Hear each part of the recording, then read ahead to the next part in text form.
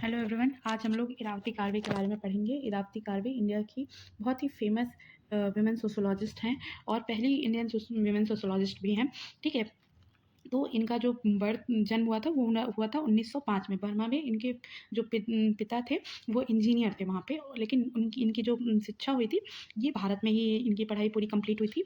ठीक है, और ये स्टूडेंट थी जीएस गुरे की, और जीएस गुरे के कहने के बाद ये बर्लिन जाती हैं अपनी पीएचडी कंप्लीट करने यूजन फिशर के अंडर। ठीक है, तो आपको दो नाम याद रखने हैं कि ये स्टूडेंट थी जीएस गुरे की, फिर यहाँ से ये बर्लिन जाती हैं अपनी आगे की पढ़ाई के लिए। ठीक, फिर ये वहाँ से जब पढ़ाई करके आती हैं तो दक्कन महाविद्यालय पुणे में ये एज अ टीचर काम करती हैं, और यहीं पे काम करते हुए इनकी डेथ हो जाती है 1970 में। ठीक, तो दक्कन महाविद्यालय जो था पुणे में, वहाँ से ये वहाँ से एज अ टीचर बहुत साल इन्होंने काम किया और भारत के सोशोलॉजी के विकास में बहुत ज़्यादा योगदान दिया था। ठीक है, तो इनका जो अप्रोच था वो इंडोलॉजिकल अप्रोच था। आप सबको पता होना चाहिए कि इंडोलॉजिकल अप्रोच क्या होता है। जीएस गुरे का भी अप्रोच आप सब जानते हो कि इंडोलॉजिकल अप्रोच उन्होंने भी फॉलो किया। अब इनकी जो फेमस बुक है वो हम देख सकते हैं कि किंगशिप ऑर्गेनाइजेशन इन इंडिया 1953 में आई थी, और हिंदू सोसाइटी एंड इंटरप्रिटेशन 1961 में आई, और युगाटन द एंड ऑफ इपोच 1968 में आई। ठीक है, और महाभारत जो ये युगाटन था ये महाभारत पर आधारित था। तो बहुत बार एग्जाम्स में आया है कि महाभारत पर आधारित इरावती कार्वे की कौन सी बुक है, तो युगाटन महाभारत पर आधारित इरावती कार्वे की बुक है। फिर इन्होंने नाम जब सब देख रहे हैं कि इन्होंने बहुत टाइम तक पुणे में काम किया, तो मराठी लैंग्वेज में भी इन्होंने बहुत सारी रचनाएं लिखी, जिसमें गंगा जल, संस्कृति, परिपूर्ति, ये तीन बहुत इंपॉर्टेंट है। ठीक है, तो हमें पता होना चाहिए कि इनकी कौन कौन सी बुक है। किंगशिप ऑर्गेनाइजेशन इन इंडिया, हम सबको पता है कि इन्होंने किंगशिप पे बहुत सारा काम किया था इंडिया में।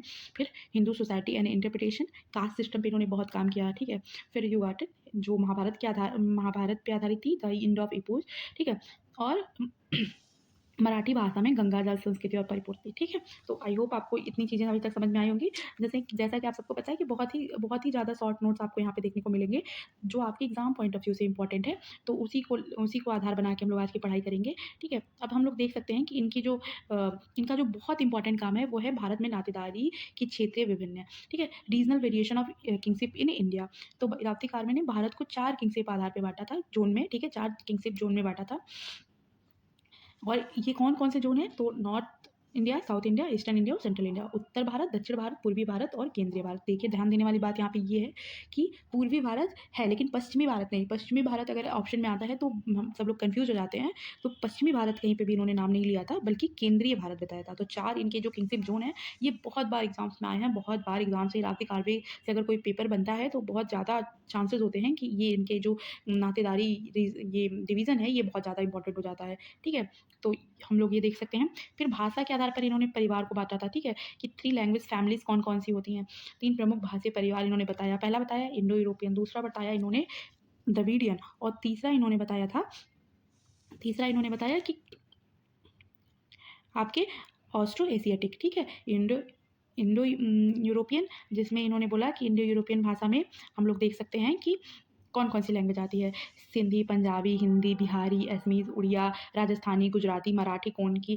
तो ठीक ठीक, तो ये 10 लैंग्वेज जो है इन्होंने बोला कि ये इंडो यूरोपियन लैंग्वेज है। ठीक है, फिर इन्होंने बोला कि द्रविडियन लैंग्वेज कौन कौन सी हैं, जैसे कन्नड़, तेलुगु, मलयालम, तमिल, टोडा, टोंगू, कोटा, ये सब जो साउथ इंडिया की लैंग्वेज है, ये आप सब इसको बांट सकते हो द्रविडियन लैंग्वेज में। एकदम जो भारत के एकदम साउथ में है, ये जो स्टेट में जो लैंग्वेज बोली जाती हैं इसको इन्होंने द्रविडियन बोला। और जो इंडो यूरोपियन था, भारोपीय भाषा, ये हम देख सकते हैं कि ये नॉर्थ इंडिया को, मतलब उत्तरी भारत की ये सारी लैंग्वेज है, जैसे हिंदी, बिहारी, ये सारी चीज़ें हम लोग उत्तरी या सेंट्रल इंडिया में देखते हैं। ठीक है, तो हम इसके बाद इन्होंने क्या बांटा था, इसके बाद इन्होंने बोला कि ऑस्ट्रो एशियाटिक जो परिवार होते हैं। ठीक है, ये कौन से हैं, जो नॉर्थ ईस्ट के परिवार हैं। अब देखो, पहला तो इन्होंने इंडो यूरोपियन बांटा, तो उसमें हम लोग देख सकते हैं ना कि नॉर्थ और सेंट्रल इंडिया के जो लैंग्वेज हैं। ठीक है, फिर हम लोग द्रविडियन में देखते हैं जो एकदम ही साउथ के स्टेट्स हैं, वहाँ पे हम लोग देखते हैं कि कौन कौन सी चीज़ें, कौन कौन सी लैंग्वेज उनकी है। ठीक है, फिर हम लोग यहाँ पे इन्होंने बोला कि ऑस्ट्रो एशियाटिक लैंग्वेज है। तो ऑस्ट्रो एशियाटिक में इन्होंने कौन से जोन को रखा, तो देखिए, तो मोस्टली ये नॉर्थ ईस्ट के जो ट्राइब्स हैं, जैसे मुंडारी, संथाली, ओरांव, खासी, ये सारी जो मेजरली इसमें नॉर्थ ईस्ट की आप देख सकते हो कि जो ट्राइब्स हैं वहाँ पे जो लैंग्वेज बोली जाती है। तो बहुत बार एग्ज़ाम्स में यहाँ से क्वेश्चन आ चुका है इरावती कार्वे से, ठीक? तो हम लोग को थोड़ा-सा ये भी ध्यान रखना है।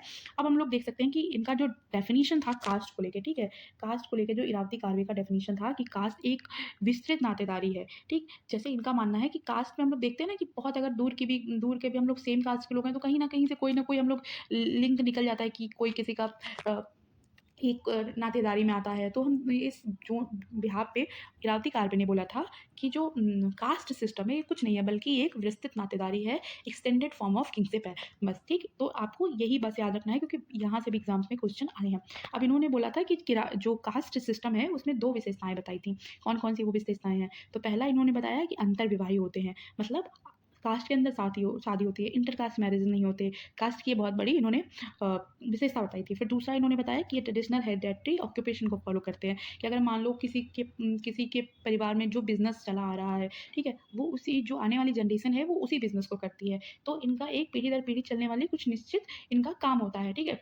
और जैसे हम लोग देखते हैं ना पहले के टाइम पे जो अगर कोई पुरोहित का काम कर रहा है तो उसके आने वाली जनरेशन भी वही काम करती है। अगर कोई मान लो बढ़ई का काम कर रहा है तो फिर बच्चे भी वही सीखते हैं और आगे वाली जनरेशन भी वही काम करती है। तो और जो हम लोग देखते हैं ना एक कास्ट के लोग सेम ही काम लगभग-लगभग कर रहे होते हैं। तो इन्होंने बोला था कि जो ये हम लोग ट्रेडिशनल हेरिडेटरी ऑक्यूपेशन देखते हैं, ये भी कास्ट का अपना बहुत इम्पोर्टेंट एक तरीके से कैरेक्टरिस्टिक्स होता है। तो हम लोगों ने बहुत सारी चीज़ें देखी जैसे हम लोगों ने ऑस्ट्रो एशियाटिक लैंग्वेज, फिर द्रविडियन लैंग्वेज, फिर इंडो यूरोपियन लैंग्वेज के आधार पे जैसे इन्होंने 3 लैंग्वेज के आधार पे फैमिलीज़ बताई। फिर बहुत इंपॉर्टेंट इन्होंने किंगशिप ज़ोन जो बाँटा वो हम सब देख सकते हैं कि नॉर्थ, साउथ, ईस्टर्न, सेंट्रल में कैसे इन्होंने 4 टाइप के किंगशिप ज़ोन को बाँटा। फिर जो मराठी लैंग्वेज में गंगा जल, संस्कृति, परिपूर्ति ये जो इनकी 4 बहुत इंपॉर्टेंट 3 बहुत इंपॉर्टेंट बुक है सॉरी 3 बहुत इंपॉर्टेंट बुक है मराठी में ये हम लोगों ने देखा। फिर इनकी जो बहुत जो बुक्स रिपीटेडली एग्ज़ाम्स में मैच द फॉलोइंग में आती है ये हम देख सकते हैं किंगशिप ऑर्गेनाइजेशन इन इंडिया 1953 में, हिंदू सोसाइटी एंड इंटरप्रिटेशन 1961, युगाटन द एंड ऑफ इपोज 1968